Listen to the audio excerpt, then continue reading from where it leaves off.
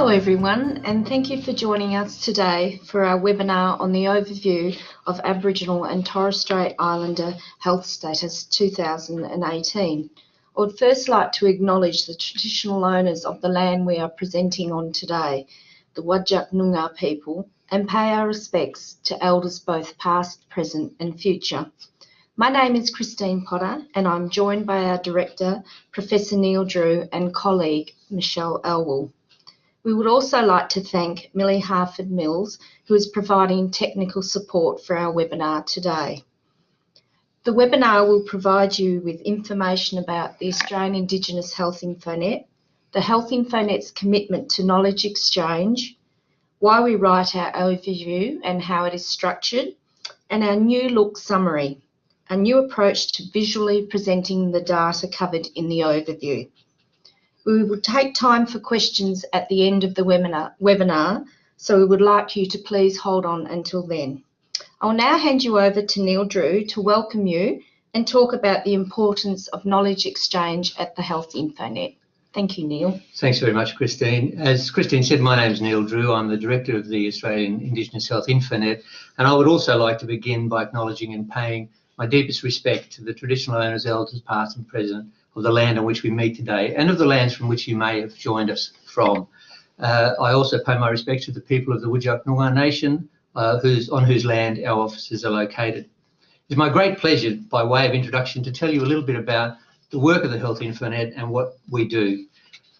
Many of you will know the HealthInfoNet story starts with Professor Neil Thompson. He was the Foundation Director of the HealthInfoNet and a large-than-life visionary who sadly passed away shortly after retirement in 2016. Neil was a medical doctor who worked primarily in the Kimberley with Aboriginal and Torres Strait Islander communities. And early in his work, he realised there was a pressing need to get high-quality information out to the workforce where it was needed most.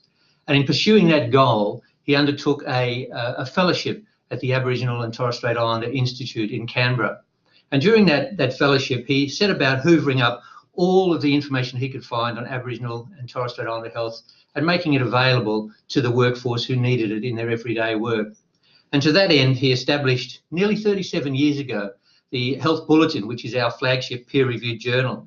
And our journal continues today with the aim of providing support and high-quality information to the people who need it.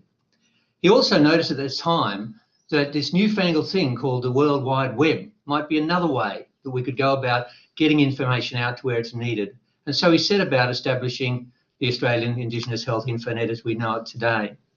We're now 21 years old, and in the past 3 years, we've implemented what we call our digital evolution strategy. And the purpose of that strategy was to ensure that we stayed ahead of the curve in terms of the technological advancements that we could use and we could utilise to get information where it's needed. But one of the big problems is we know that information itself has become a bit of a problem. We live in the information age. There's more information available to us now than there ever has been in the history of humankind. It's been estimated that in 2017, internet traffic amounted to 120,000 petabytes per month. And for those of you playing at home, a petabyte is 1 quadrillion bytes, and a quadrillion is a 1 followed by 15 zeros if you're in America, or a 1 followed by 24 zeros if you're in Britain. And because we're influenced by both of those cultures in Australia, why don't we say that in Australia it's 1 followed by 20 or 19.5 zeros to be exact. I just made that last bit up, but that's a lot of information passing around. To put this in perspective, it's also been estimated that the entire written history of humankind would only amount to 50 petabytes. We are exposed to knowledge and information at a huge rate, and we would need to be reading the equivalent of 174 newspapers a day. And this is up from having to read 86 newspapers a day in 1986. So in this era of so-called big data, we are under pressure to absorb more and more information in order to make better and better informed decisions. Luckily, human beings are what they call informivores. Just as carnivores eat meat and herbivores are plant-eating animals, humans as informivores have a voracious appetite for information. But no matter how much we eat, we are simply overwhelmed by the sheer weight of mostly unfiltered information that's available to us, and usually end up with information indigestion. This massive amount of information has been referred to as the data ecosystem, and it's unimaginably vast. As health professionals too, we are overwhelmed by the demands of keeping up with the research and other information that's available to us to do our jobs. In 2005, a researcher called Choi estimated that you would need to be reading 19 original papers a day in biomedicine alone just to be keeping up, and that this was growing at 7% a year. So as a psychologist trained quantoid, I did the stats and figured out that by 2018-19, you'd need to be reading more than 42 original papers a day. But we cover over 40 health topics, not just biomedicine. So if you get 42 health topics multiplied by 42 papers a day, we're now up to having to read something like 1,500 papers a day just to be keeping up. Now, those of you that have joined us online, if you just give me a thumbs up, if you're reading 1,500 papers a day, not surprisingly, I'm not seeing too many hands going up. The challenge has been referred to as what they call the no-do gap. And that simply states that the gap between what we know and what we do is far greater than the gap between what we know and what we don't know. And this is a real challenge to people in health professions and of course, other professions as well. But addressing this gap is exactly what the HealthInfoNet was designed for. It was developed and built to assist you to eat as much information as you need, but in bite-sized chunks. The HealthInfoNet today is in the business of knowledge exchange, summarizing, synthesizing, and analyzing information you need in the forms you can use quickly and effectively in your everyday work. So in addition to our clearinghouse function, which was established by Neil all those years ago, our special library, in fact, holds over 35,000 items relating to Aboriginal and Torres Strait Islander health. But in addition to that, we produce summaries, overviews, reviews, infographics, ebooks and iBooks and animated infographics and podcasts and webinars and short films and lots of other stuff designed, again, as I repeat, to get you what you need when you need it in a form that you can use. The overview that Christine and Michelle will talk to you about today summarizes over 330 in-text references into 50 or so pages. And if you discount the topping and tailing of the publication. And it's our flagship knowledge exchange product that we publish every year. So I know that you're all time poor. I'll stop rabbiting on and hand you back to Christine and Michelle to walk you through our latest overview. Thank you for your time. Thank you for your support and all the very best. Cheers. Thank you very much, Neil. We will now turn the webcam off. The overview is a major part of the work undertaken at the HealthInfoNet and has been produced annually since 2010. However, our first edition was published in 2004. The main purpose of the overview is to provide a comprehensive account of the most current and recent indicators of the health and current health status of Aboriginal and Torres Strait Islander people. It has been prepared by HealthInfoNet research staff as part of our commitment to supporting people who work in the Aboriginal and Torres Strait Islander health sector. The overview is a key element of the HealthInfoNet's commitment to knowledge development and exchange, as Neil has mentioned. From the feedback we receive every year, we see the overview as an important part of the health sphere in Aboriginal and Torres Strait Islander health. The overview reports includes an introduction to the HealthInfoNet, a recognition statement of Aboriginal and Torres Strait Islander people and their culture, the story and artists behind the gecko, the logo we associate with the HealthInfoNet, key facts for the health topics and risk and protective factors covered in the report. These are presented to give readers a snapshot of the health status for a given health condition or factor. A brief introduction to the report and the vast information we draw on to write the overview. Information about the context of Aboriginal and Torres Strait Islander health, including social and cultural concepts and social indicators, for example, education, employment and income. Information about the measures of population health status, such as births, mortality and hospitalisation data, information on selected health conditions, For example, kidney health, respiratory health, diabetes, cancer and communicable diseases. And finally, information on selected risk and protective factors that contribute to the health of Aboriginal and Torres Strait Islander people. These include environmental health, physical activity and alcohol use, for example. To assist readers who may not be familiar with some of the technical aspects around the analysis of health data, a glossary is also provided.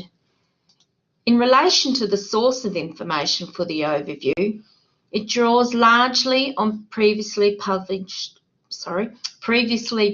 information, some of which has been reanalysed by staff to provide clearer comparisons between Aboriginal and Torres Strait Islander people and non-Indigenous people. Over 300 references are sourced for the overview. The overview for 2018 has been launched with a suite of companion products. These include PowerPoint slides designed for lecturers, students and others who need up-to-date information about Aboriginal and Torres Strait Islander health, and our New Look summary, which provides an up-to-date plain language summary of key components of the overview. To highlight the structure and content of the overview, we will now take a look at a particular health topic, cancer. The cancer section of the overview starts with an introduction to the health topic and includes information on what cancer is. You will find this type of information in most introductions to health conditions covered by the report. Some may even go into further details for risk factors and data sources. The extent section for cancer looks at the prevalence, incidence if available, hospitalisation, mortality and burden of disease data for cancer among Aboriginal and Torres Strait Islander people. We cover these indicators as they give us a guide to the status of the health condition and the impact of the disease among Aboriginal and Torres Strait Islander people. For example, incidence is the number of new primary cancers and not a recurrence of previous primary cancer. Incidence is measured as the number of new cases per 100,000 population per year. Survival indicates the probability of a person being alive for a given period of time after being diagnosed with cancer. Hospital data for admitted patients provides information on hospital services required for cancer, including diagnosis, procedures and treatment. In any given year, the number of people admitted to hospital for cancer reflects not only the number of people with cancer, which we call prevalence, but the number of cancer-related health needs requiring admission. Despite limitations, hospitalisation data remains the most comprehensive source of information about health service utilisation. And finally, burden of disease, which provides a combined estimate of years of life lost to permanent mortality caused by cancer and years of life lost due to disability or ill health caused by cancer. Information in the extent section for cancer and any other health topics is also provided for state and territories and for demographics such as sex and age when it is available and appropriate. There is quite a lot of data for cancer, so tables are often used to show this information. This information is also presented in our companion product, the PowerPoint slides. You will find this for many topics included in the overview.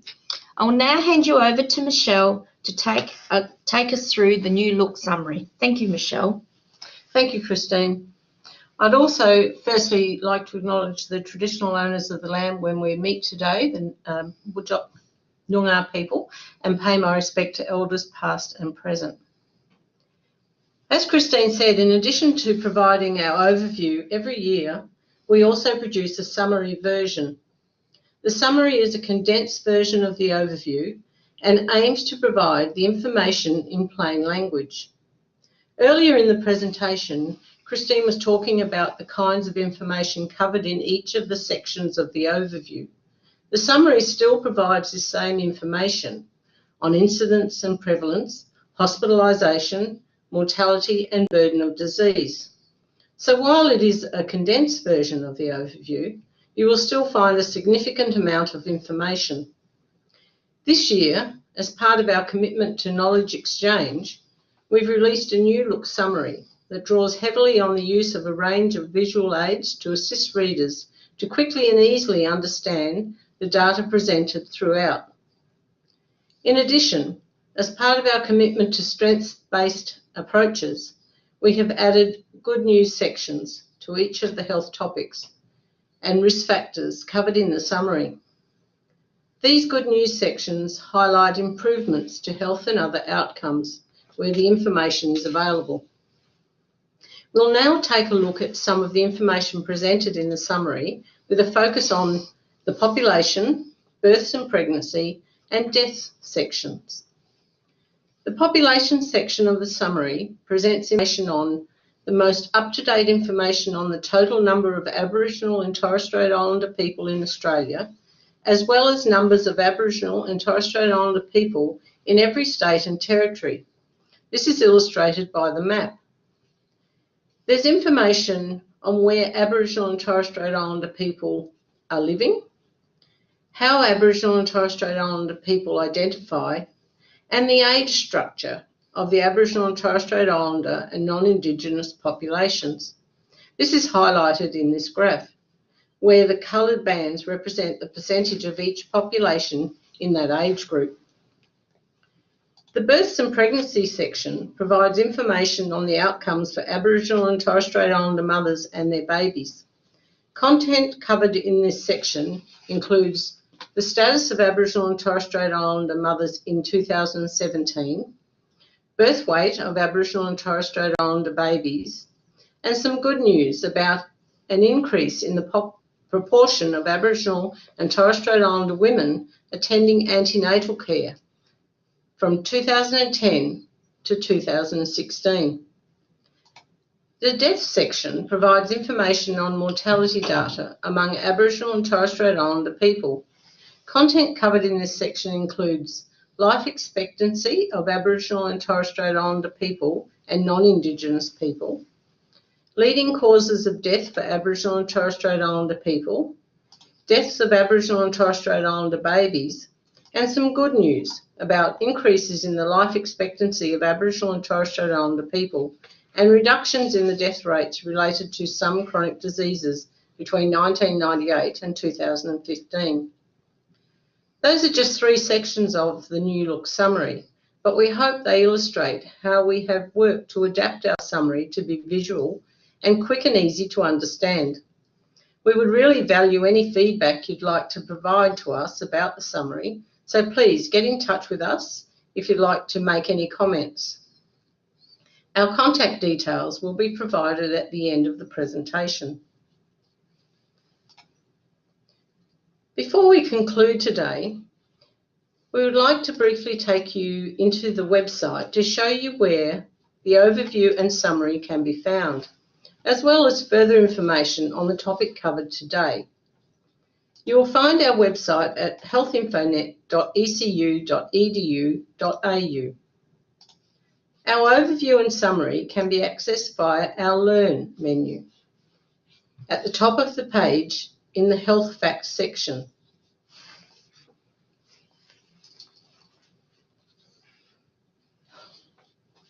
In this section, you will see our most current editions as well as editions from previous years.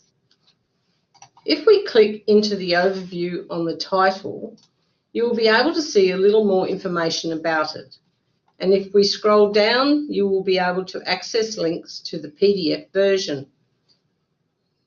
There are also links to the key facts, figures, and tables PowerPoint. The same applies to the summary. It is beyond the scope of the overview to look at policies or programs, so it's important to enhance the statistical information provided in the report by going back to the HealthInfoNet website to look at other information about what is being done on the ground to improve the health of Aboriginal and Torres Strait Islander people. For cancer, you will be able to find programs and projects, policies and strategies, and more. For example, If we look at cancer by going into the Learn menu and selecting cancer, you can see there is a large collection of information about this health topic. Looking at the programs section is something we would particularly encourage, as this section offers an enhanced picture of the current status of cancer in Aboriginal and Torres Strait Islander communities. So that is it for our presentation today. If you have any questions about the overview and companion products, or the website generally, please type them in now. Thank you, everybody. Normally, in the past, we've actually printed off our overview as a PDF and distributed it to across Australia. But this year, we're asking people to have a look at the overview and to provide any comment or feedback that they would like. So then we can make any adjustments based on your feedback. And then in the next month or so, we will actually be producing a hard copy of it. For the summary, we're actually going to just have it that you can access it from the website under the Learn tab at the top of the page. Millie will just show you that. So if anybody's got any questions, please don't hesitate to share them with us. All right, well, thank you everyone for joining us today. And as Christine said, please provide some feedback, and here are our contact details if you'd like to provide that feedback. Bye. Bye everyone.